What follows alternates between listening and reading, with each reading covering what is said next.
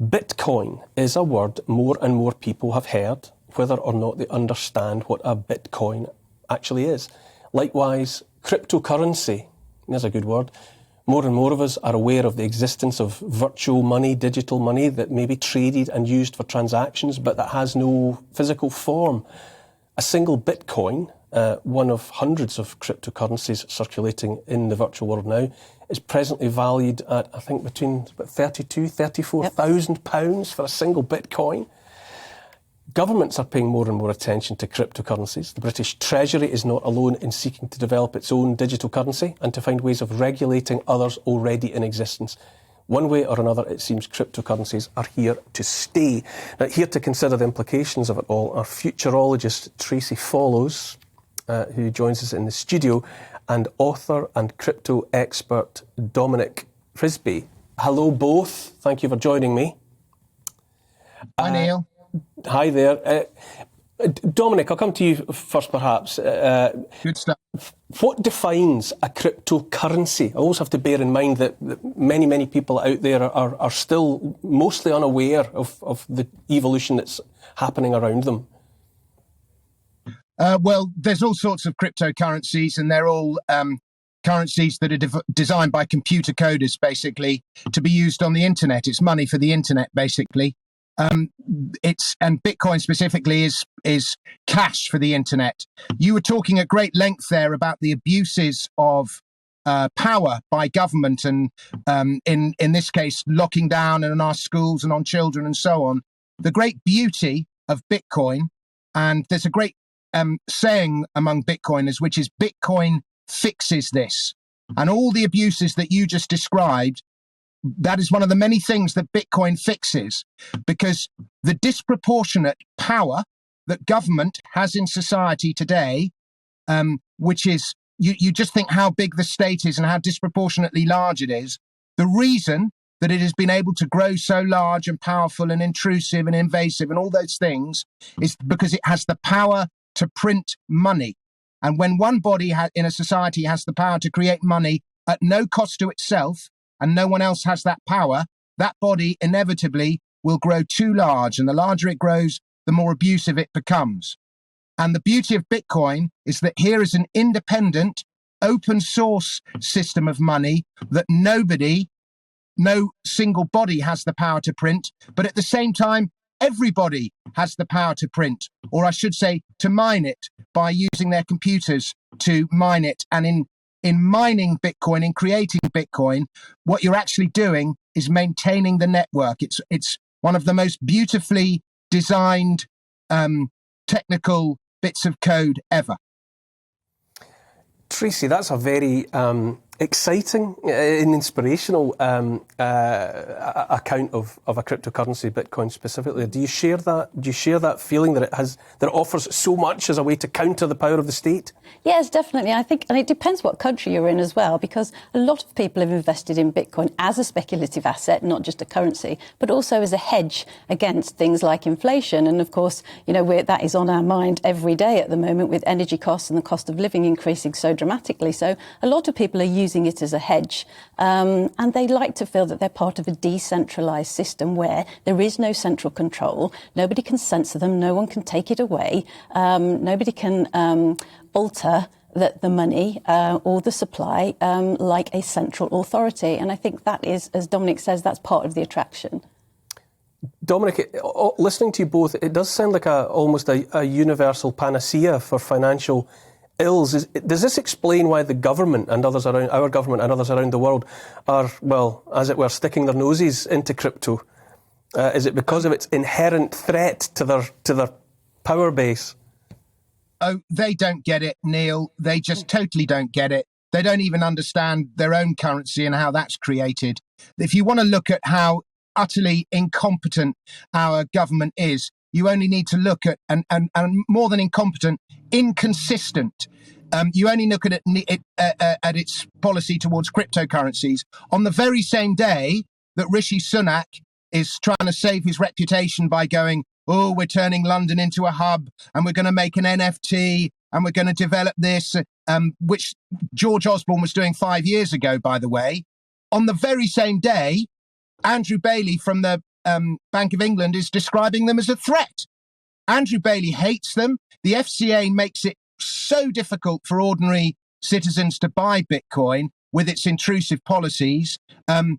It's banned all sorts of crypto derivatives to the ordinary investor. It closed down all the ATMs. And on the one hand, Rishi Sunak's saying this, and on the other, another department is just doing something totally different.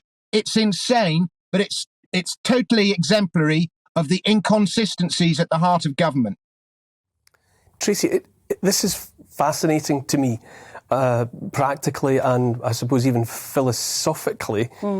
Is it clearly government is interested?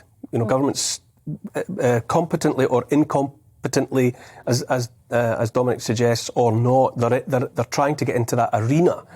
Is it feasible that a government, any government, could take control of Bitcoin? Because I keep reading that it's unhackable, untouchable, that the code is so effective that it will always be beyond the reach of politicians. Yeah, I personally think it is beyond the reach of politicians, but what isn't beyond the reach of politicians are other cryptocurrencies. So one of the interesting things that Rishi Sunak did say, or rather John Glenn, the Executive Secretary to the Treasury, said on Monday, during FinTech Week, of course, was that they wanted to bring in stable coins into the economic system, really. So these are the privately backed cryptocurrencies that are pegged to a fiat currency. So they might be pegged to the dollar, for example, and it gives them much more stability as a cryptocurrency so that you can use them in more daily, everyday transactions of more nominal value.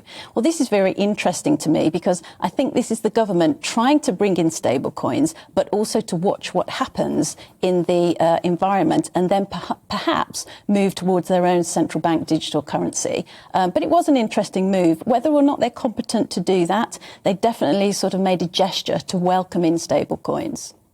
Dominic, I see you're watching your time there.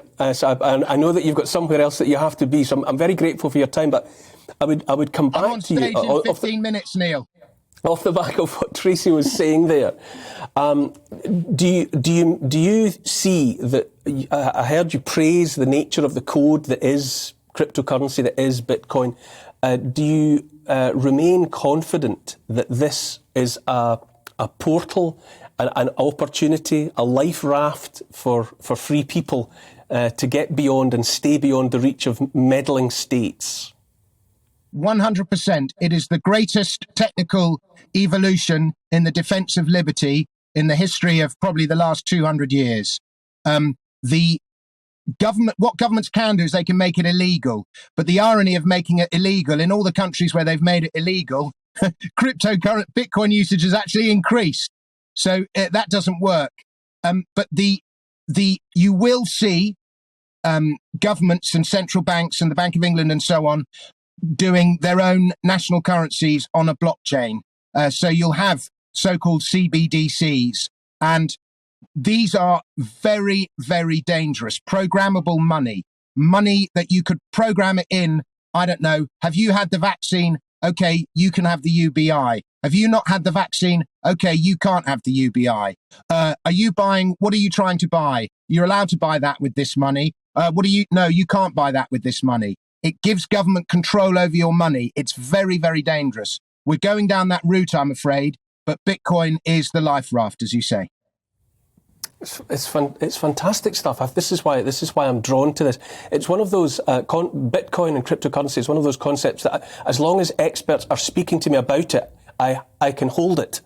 But as soon as you move away from me and stop telling me how it works, I start to lose control. I start to lose control of what cryptocurrency is. Can I just say one more thing? Yes. It doesn't matter if you don't understand how it works. You drive a car, I bet you don't know how a combustion engine works. You use ordinary money, I bet you don't know how that works. You use the internet, I bet you don't know how hypertext transfer protocol works. You don't need to understand how it works to use it. I'm going to sign out, Neil, because I've got to run on stage. Thank you very much for having me. You do that, Dominic. Thank you very much for those exciting insights.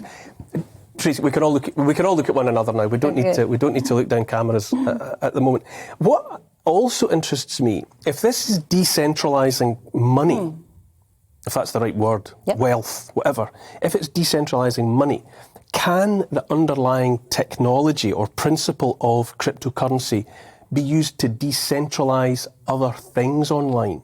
Could it get content away from the tech oligarchs and put it back into the hands of the people where it was supposed to be? It's a very, very interesting question, because what is at the core of all of this is cryptographic technology, and you can use cryptographic technology anywhere. You know, you can share secrets but not share the key. There's a private key and a public key, and when they match, you can open or access a wallet, for example. Now, this is obviously run on the blockchain, which is a database, a decentralised or distributed ledger. That could take any content. You could basically store anything or record anything of value. So, say you create some content, or you've got media content. It could be a tweet, not on Twitter, but it could be a tweet. You could store that. It's immutable. It's an interaction, not a transaction, but it's recorded forever. Nobody can change it. You can't go back. You can't censor it. No one can decide you're not saying that on there. Yeah, so there's a very interesting company called deso.org, which I think used to be Clout. And what they're doing is trying to build a social media network on the blockchain, or a blockchain. I think it's pretty successful so far. And what they're really promising is, you know, when I tweet something, I don't own that tweet. Twitter own that tweet. Well, in this system, I would own that tweet. If I got a load of likes, maybe I'd get a token or some kind of reward instead of just a like. And essentially, all of the monetization of that content would come back to me, or some of it would come back to me, whereas, of course, none of it comes back to me. It goes into the pocket of a private enterprise. Benjamin, how does this affect your thinking? Are you on board with cryptocurrency, or at the very least, do you agree with what you're being told, that it offers a new way of looking after that which we value online? Yeah, well, I'm yet to be converted to the Bitcoin revolution. I think it might be a bit of a distraction technique. If you look at what all the richest people are doing at the moment, they're buying up vast tracts of land. You know, Bill Gates is just buying up acres upon acres of land. He's not investing in, NFTs and cryptocurrencies. I think it's one of those things where assets are always the safest place to keep your money. You know, tangible things that you can actually see, touch, feel, produce things with. You can monetize those assets. You can create wealth out of them. You know, if you have a farm, you can put seeds in the ground and grow things and sell it. You know, there's a very clear way that creates wealth. With all of these cryptocurrencies and NFTs and all this move online, perhaps I'm just behind the times, perhaps I just don't understand it. But I'm not sold on it. I don't see where the money comes from. I don't see where the wealth is created. Well, Laura, but what you're saying applies in the same way as well to cash or to cheques. They're all just promises to pay. Yeah.